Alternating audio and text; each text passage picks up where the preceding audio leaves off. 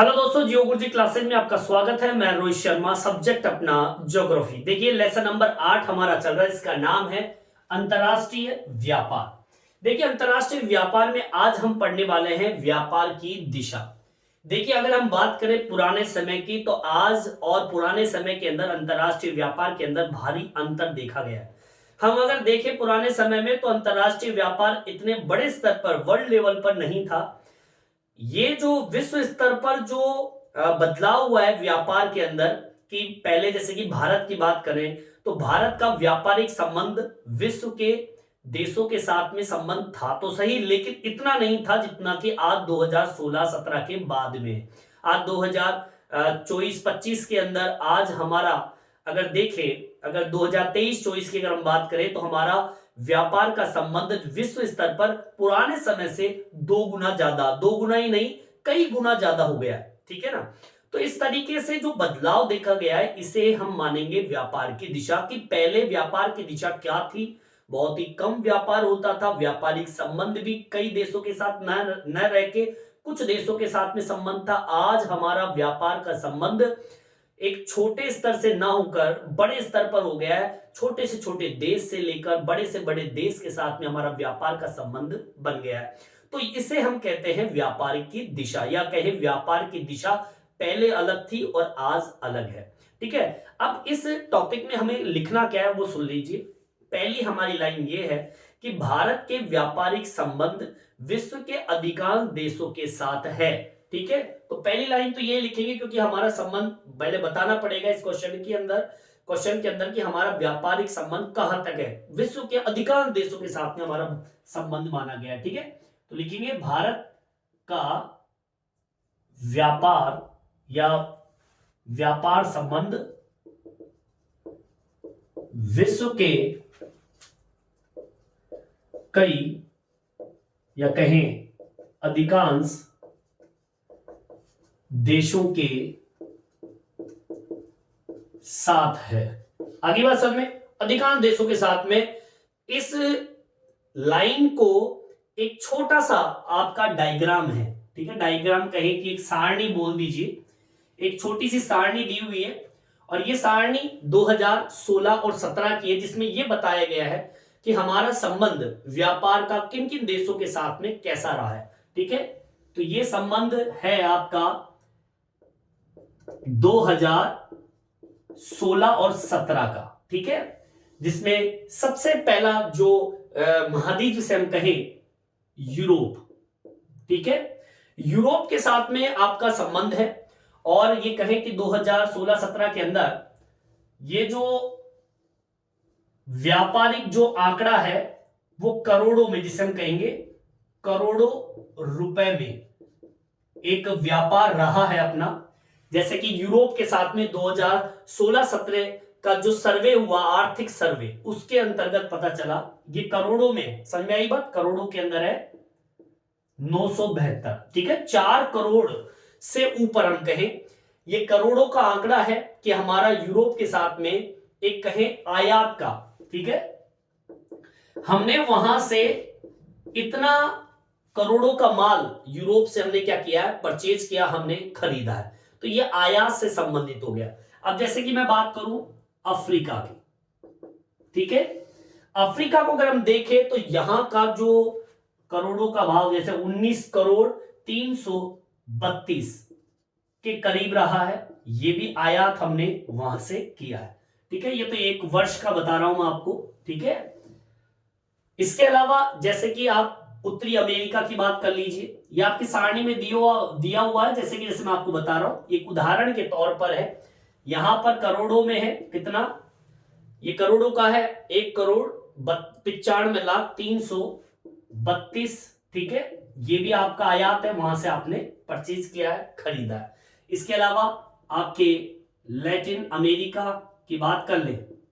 ठीक है। यहां की अगर हम बात करें, तो यहां पर भी यही करोड़ों का है, आयात हमने वहां से किया है। अगली बात समझ में। इसके अलावा एक क्षेत्र और, जैसे कि सारणी में दिया हुआ है एशिया का, एशिया, आसियान। यहां की हम बात करें, तो यहां पर भी जो आयात हुआ है वो कितना 15,44,520, ठीक है। ये आयात आपका रहा है।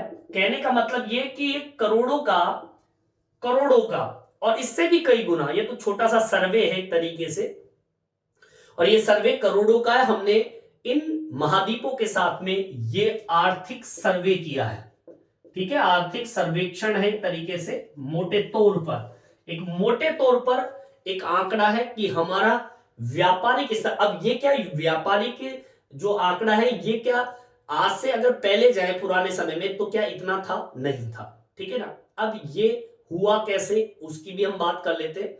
देखिए, भारत का उद्देश्य आगामी 5 वर्षों के दौरान अंतरराष्ट्रीय व्यापार में अपनी हिस्सेदारी को 2 गुना करने की है। मतलब ये है कि जो ये व्यापार हो रहा है ना, ये अब जैसे 19 तो 19 का कितना, 19 दूना 38 के करीब होना चाहिए, तो इसके ऊपर ये भारत अपना काम कर रहा है, ठीक है ना। तो इसको मेंशन कर देंगे। भारत का उद्देश्य आगामी वर्षों में देशों के साथ अंतरराष्ट्रीय व्यापार को 2 गुना करने का है। मतलब ये कि भारत ये चाहता है कि आज, अब जैसे कि मान लीजिए आज की दिशा ये है, मतलब 2016-17 की ये दिशा है। अगर पुराने समय में जाए तो ये स्थिति नहीं थी, लेकिन अब 2016-17 के बाद में अगर मैं बात करूं 2023 और 24 की, आज की प्रेजेंट की बात करूं, और अगर आप आज का आर्थिक युग देखें, आर्थिक सर्वे उठाएंगे, तो आपको यहां से बढ़ोतरी मिलेगी। तो यही तो बढ़ोतरी आपकी व्यापार की दिशा है कि पहले क्या था, फिर मध्य में क्या है, और आज क्या होने वाला है, या आने वाले समय में कितना बड़ा व्यापार स्थापित हो जाएगा भारत का अन्य देशों के साथ में। इसी व्यापार दिशा में जो बदलाव है, उस योजना पर भारत कार्य कर रहा है, ठीक है। इसमें मेंशन करेंगे, इस योजना पर भारत बड़े स्तर पर कार्य कर रहा है, जिससे अंतरराष्ट्रीय व्यापार में बदलाव, या कहें अंतरराष्ट्रीय व्यापार की दिशा में बदलाव आएगा, या फिर हम देखेंगे भविष्य के अंदर। अब ये ऐसे कैसे होगा, या फिर हम कहें कि पहले और आज में जो व्यापार में बदलाव हुआ है वो क्या कारण था, वो मैं आपको बताऊंगा कि हमारे इस देश के अंदर 2016 के बाद में ऐसा क्या हुआ कि व्यापार की दिशा इतनी तीव्र गति से बदल गई कि जो व्यापार था वो 2 गुना हो गया। वो क्या कारण था, उसमें मैं बात करूंगा। यहां तक समझ में आ गया होगा, यहां तक आप उतार लीजिए। देखिए, आगे की ओर बढ़ते हैं। अब मैं बताता हूं आपको कि ये जो व्यापार की दिशा में बदलाव हुआ है, उस व्यापार की दिशा में बदलाव के क्या कारण थे। 2-5 कारण है, वो मैं बता देता हूं आपको। व्यापार की दिशा में तीव्र वृद्धि, या कहें विकास की वृद्धि के कई कारण है, ठीक है। अब वो कारण क्या है, जैसे कि पहला कारण ये है आयात उदारीकरण। मतलब जो बाहर से माल आ रहा है उस पे उदारीकरण अपनाया सरकार के माध्यम से। आयात उदारीकरण का मतलब होता है एक तरीके से दया की भावना, जिसे हम कहें। अब ये उदारीकरण की स्थिति कहां पर इन्होंने अप्लाई की है, जैसे कि आयात के करों में छूट दे दी, ठीक है। आयात के करों में कमी, मतलब जो टैक्स लगता था, इनकम टैक्स जो लगता है, कहें कि बाहर से कोई मशीन अगर हमारे भारत में आती है तो उस मशीन के ऊपर जो कर लगाया गया, जैसे मान लो 10% है तो उसे घटाकर 5% कर दिया, तो वो लाने में सुविधा हुई, आपको पैसा भी कम खर्च करना पड़ा। अब बाहर से कोई जब व्यापार के लिए कोई वस्तु जब भारत में आती है, अब उसके ऊपर मान लीजिए आपने कोई कर में छूट नहीं दी, तो वो क्यों आएगा हमारे भारत के अंदर, तो नहीं आएगा, तो अंतरराष्ट्रीय व्यापार भी नहीं होगा। तो यहां पर सरकार के माध्यम से एक तो उदारीकरण अपनी नीति अपनाई, दूसरी आयात के करों में भारी मात्रा में छूट दे दी। समझ में आई बात। तीसरा, डी लाइसेंस की व्यवस्था करना। ठीक है, मतलब यह है कि व्यापार के लिए ज्यादा से ज्यादा भारी लोगों को, आंतरिक लोगों को लाइसेंस की व्यवस्था करना। ठीक है। चौथा, उत्पादन के पेटेंट में बदलाव, मतलब जो हम उत्पादन कर रहे थे उसको भविष्य को देखते हुए कृत्रिम स्थिति या फिर हम कहें मशीनी युग है, उसके अकॉर्डिंग उत्पादन के जो पेटेंट है, जो पुराने समय में तो वो पेटेंट पुराना था, तो आज का जो तरीका है वो बदल दिया गया उसके अकॉर्डिंग। ठीक है, तो अंतरराष्ट्रीय व्यापार में तो बढ़ोतरी होनी है। एक, अनुकूलन उपाय, मतलब ये कि अंतरराष्ट्रीय व्यापार भारत में कैसे बढ़े, ऐसे कई उपाय जो है अनुकूल रहे, उसके ऊपर भारत सरकार ने काम किया। इस वजह से भारत के अंदर अंतरराष्ट्रीय व्यापार जो है वो दोगुना हो गया। समझ में आई बात। इसी के साथ एक लाइन और जोड़ूंगा मैं, भारत का अधिकतर विदेशी व्यापार समुद्री और वायु मार्गों के द्वारा होता है। कुछ ही विदेशी व्यापार है जो सड़क मार्ग के द्वारा होता है, जैसे कि नेपाल है, भूटान है, बांग्लादेश है और पाकिस्तान है। समझ में आई बात, इसको मेंशन कर देंगे। भारत का अधिकांश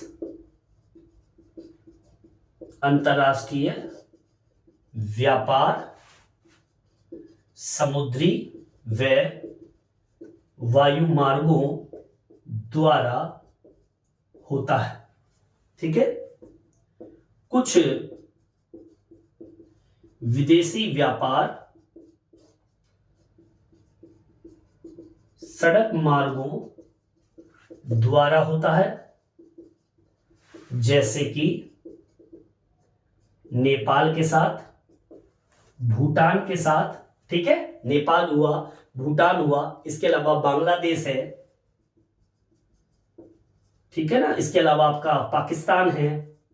ये ऐसे देश है जिनके साथ में अंतरराष्ट्रीय व्यापार है, लेकिन सड़क मार्ग के द्वारा। लेकिन अगर अमेरिका बात करें, अफ्रीका बात करें या फिर इंग्लैंड बात करें, ये देश ऐसे हैं जो दूर है, इसलिए इनके अंदर समुद्री और वायु मार्गों के द्वारा व्यापार होता है।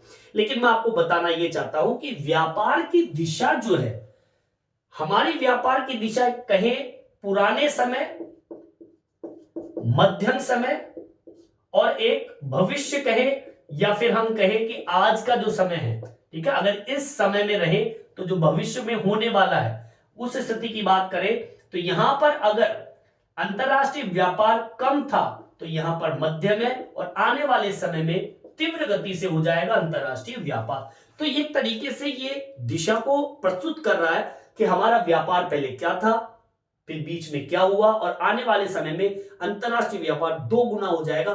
तो एक व्यापार की दिशा में क्या आया, बदलाव आया, इसे ही तो व्यापार की दिशा कहते हैं। ठीक है, तो इस तरीके से अपना ये टॉपिक कंप्लीट होता है। इस वीडियो में इतना ही। ये वीडियो आपको कैसा लगा कमेंट्स करके जरूर बताएं। मेरे चैनल को सब्सक्राइब जरूर से जरूर करें, इससे नई वीडियो तक।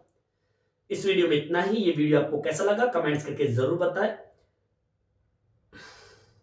इस वीडियो में इतना ही। ये वीडियो आपको कैसा लगा कमेंट्स करके जरूर बताएं, और मेरे चैनल को सब्सक्राइब जरूर से जरूर करें, जिससे नए वीडियो आप तक पहुंचा सकूं। धन्यवाद।